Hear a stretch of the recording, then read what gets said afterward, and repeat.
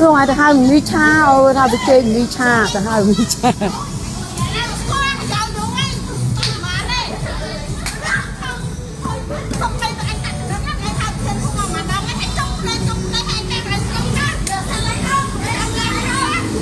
nên ra mà cần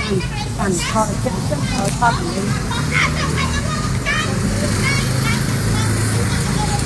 đấy kia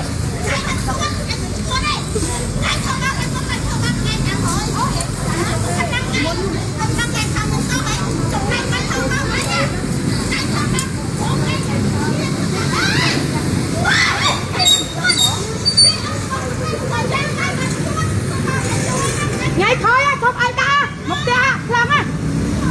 mà bị thốt lắm á mà bị thốt lắm ai ta mà bị thốt lắm á giờ mới tao đây không cần tao không nào qua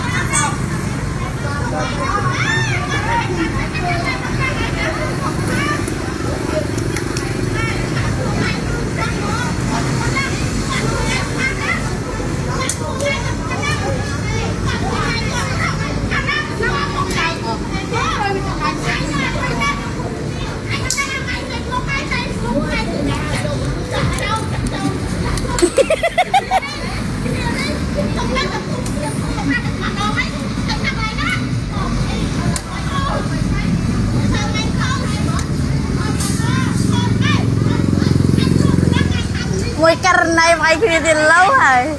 bây giờ sắp anh trai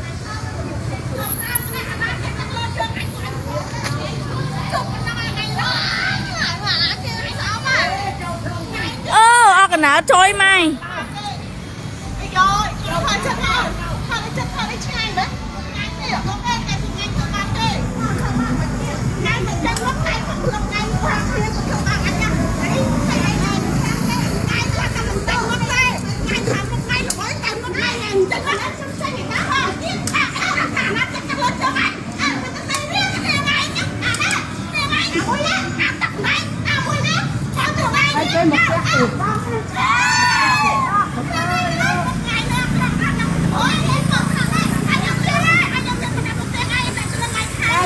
con cọt cái này cho anh mau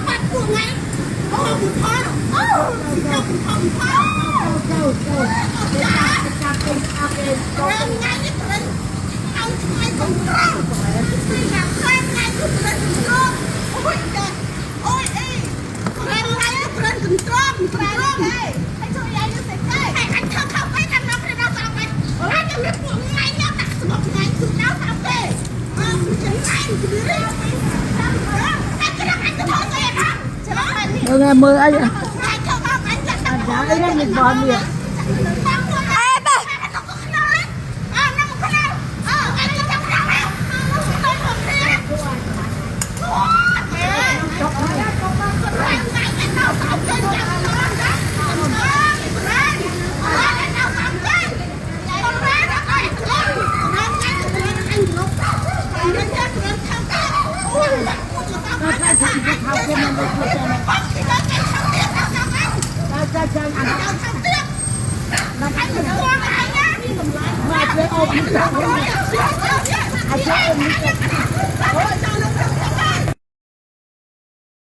của xa nhóm có bán thó vì video mối bẹ con nằng bong sầy mà nè có lụa một chu nơi tam đong phớ khơi miên cá thiệp a mình ta đại miên bong sầy của má nè ban vô một chu cốt tơ cột hay nằng tre của má mơ nghe cốt tiếp nhưng trong đong tha hưởng nắng cả lao nơi nà đại bồn បាទវីដេអូនេះប្រពន្ធសម្លាញ់បងបានទទួលបានពីបងប្អូនប្រជាពលរដ្ឋដែលគាត់បានបង្ហោះនៅលើបណ្ដាញសង្គមមុននេះយើងអត់ដឹងថាតើរឿងនឹងកើតឡើងនៅចំណុចទីតាំងណាទេហើយក៏អត់ដឹងថាតើរឿងរ៉ាវចំនួនពាក្យសម្ដីរហូតឈានដល់ហឹង្សារវាងបងស្រីអ្នកលក់មជូរនិងបងស្រីប្រមាណអ្នកទៀតហ្នឹងបាទវាកើតឡើងដោយសារតែមូលហេតុអីទេដោយសារតែវីដេអូហ្នឹងដែលបងប្អូនប្រជាពលរដ្ឋគាត់បង្ហោះលើបណ្ដាញសង្គមហ្នឹងគឺខ្លីពេក ហើយគាត់ថតពីចម្ងាយយើងក៏ដឹងថាតើការជ្រូបកែកហ្នឹងឈានដល់ការគប់មជូរយកអំបិលម្ទេសយកអវ៉ៃអវ៉ាន់សម្ភារៈដែលជាការលក់ដូររបស់បងស្រីអ្នកលក់មជូរហ្នឹងកើតឡើងដោយសារតែរឿងអីទេមកដល់ពេលនេះយើងក៏អត់ដឹងដែរចឹងបើសិនជាមានបងប្អូនប្រជាពលរដ្ឋដែលគាត់បានស្ថិតនៅទីតាំងកន្លែងកើតហេតុគាត់អាចធ្វើការជួយផ្ដល់ព័ត៌មានមកតាមរយៈលេខទូរស័ព្ទ 016 77 20 21 របស់ខ្ញុំហើយជាពិសេសបងស្រីដែលជាអ្នកលក់មជូរបើសិនជាគាត់បានឃើញវីដេអូនេះគាត់អាចទៅជួបបងនៅទីតាំងស្ពានជ្រោយចង្វាដើម្បីឲ្យបងធ្វើការជួយផ្សព្វផ្សាយស្វែងរកនៅយុទ្ធធម៌សម្រាប់គាត់ផងដែរយើងអត់ដឹងថាតើខាងណាខុសខាងណាត្រូវទេវីដេអូនេះគឺថតខ្លីពេកហើយឃើញតែក្រុមបងស្រីប្រមាណអ្នកដែលគាត់ធ្វើការជេរប្រមាថនិងធ្វើការយកសម្ភារៈលក់មជូររបស់បងស្រីខាងលើនឹងគប់ប្រមាថទៅលើគាត់ចា៎មើលនៅក្នុងវីដេអូហ្នឹងគឺអាណិតបងស្រីអ្នកលក់មជូរមែនតែនក៏ពិតទៅទង្វើទាំងអស់នេះមិនគួរឲ្យកើតមានឡើងម្ដងហើយម្ដងទៀតទេជាក់ស្ដែងដូចកន្លងមកដូចជាមួយឆ្នាំឬក៏មួយឆ្នាំជាងមុនហ្នឹងក៏មានករណីស្ត្រីដែលជិះឡានទំនើបហ្នឹងធ្វើការយកពងទាកូនហ្នឹងគប់ទៅលើអ្នកលក់ពងទាកូនផងបាទបោកពងទាកូនគាត់ផងក៏មានការភ្ញាក់ផ្អើលនឹងការរិះគន់ពីមតិមហាជនហ្នឹងច្រើនដែរឥឡូវនេះមានថ្មីមួយទៀតហើយគឺខាងមនុស្សប្រមាណអ្នកហ្នឹងបានធ្វើការគប់មកជូរនឹងជេរប្រមាថទៅដល់គាត់បង្កមានការភ្ញាក់ផ្អើលលើបណ្ដាញសង្គមទៀតដែរសង្ឃឹមថាបងប្អូននឹងបានទស្សនាវីដេអូនឹងរួចនឹងជួយចែកម្លែករួចជួយឲ្យបានដល់បងស្រីដែលជាអ្នកលក់មជូរផងព្រោះខាងក្រុមហ៊ុនហាសែនគាត់ក៏ចង់ជួយទៅដល់បងស្រីដែលជាអ្នកលក់មជូរដែលត្រូវបានគេគប់គេជេរប្រមាថគាត់ដែរអាណិតណាជីវិតយើងនៅពេលណាដែលក្រមនុស្សមួយចំនួនគឺមើងងាយណាហើយមិនមែនទាំងអស់ណាដែលគេមើងងាយអ្នកក្រអ្នកខ្លះគេមានលុយហើយគេនៅតែអាណិតស្រឡាញ់អ្នកដែលគាត់កំពុងតែក្រលំបាកដោយជាក់ស្ដែងបងអូនបានឃើញអីគេអូនបានឃើញហើយបាទគ្រួសាររបស់ក្រុមហ៊ុនហាសែនហ្នឹងគាត់បានជួយលោកតាឃើញអ្នកមានខ្លះគេមានចិត្តមេត្តាគេមានចិត្តសដោះមានចិត្តជួយដល់បងប្អូនប្រជាពលរដ្ឋដែលយើងខ្វះខាតតែមួយចំនួនខ្លះគឺមើងងាយតែម្ដងជាក់ស្ដែងនៅក្នុងវីដេអូហ្នឹងចឹងទោះបីមានរឿងចំនួនគ្នាប៉ុណ្ណាក៏ដោយមិនគួរណាដល់ថ្នាក់យកសម្ភារៈរបស់គាត់ទៅគប់ទៅជេរប្រមាថគាត់ទាំងគាត់មិនបានតអីទាំងអស់យើងអាណិតគាត់មែនតើគាត់ឆោឲ្យគេគប់ហ្មងបងស្រីអ្នកលក់មជូរហ្នឹងគេហៅថាឆ្នាំងបាយគាត់ហ៎បងទៅយកសម្ភារៈរបស់គាត់គប់ចឹងសម្រាប់គាត់អ្នកមានគាត់គិតថាសម្ភារៈអស់ហ្នឹងតិចតួចទេប៉ុន្តែសម្រាប់គាត់អ្នកដែលក្រហើយលំបាកលក់មជូរអូសអាតេះលក់ត្រាក់តាមផ្លូវហ្នឹងបាទគ្រាន់តែគប់សម្ភារៈគាត់ប៉ុណ្ណឹងស្មើនឹងផ្ដាច់ឆ្នាំងបាយគាត់ប្រហែលថ្ងៃបាត់ហើយបាទព្រោះយើងមិនដឹងថាខូចខាតអីខ្លះយើងមើលតាមវីដេអូយើងអត់ដឹងថាតើក្រោយថតចប់វីដេអូហ្នឹងតើ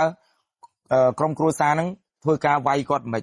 ហើយមុននឹងគប់ហ្នឹងវាយគាត់មិនជេរប្រមាថគាត់មិនយើងមើលទៅឃើញបងស្រីអ្នកលក់មជូរហ្នឹងក៏អត់មានតអីប៉ុណ្ណឹងចាបង